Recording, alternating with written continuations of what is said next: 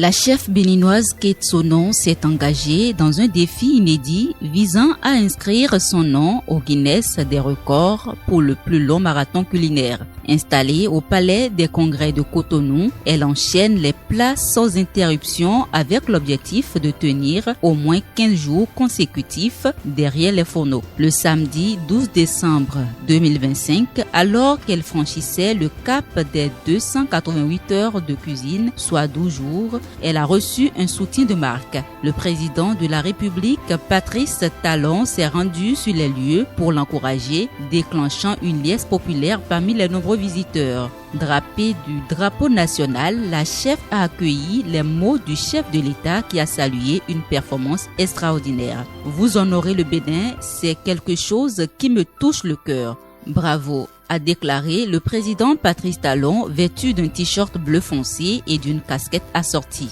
Le chef de l'État a exprimé son soutien indéfectible à celle que le public surnomme désormais l'Amazone en chef.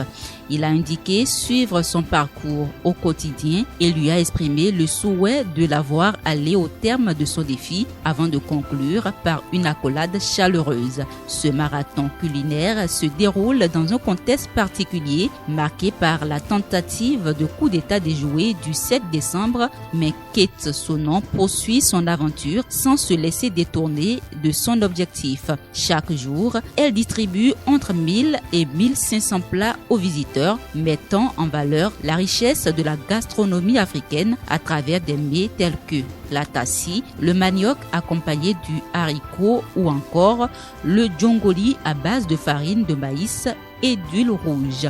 Rappelons que dès le lancement du défi le 1er décembre 2025, le gouvernement avait marqué sa présence par le ministre des Petites et Moyennes Entreprises et de la Promotion de l'Emploi, Modeste Kérékou. La visite du président Talon vient renforcer ce soutien officiel et donner une dimension nationale à l'exploit.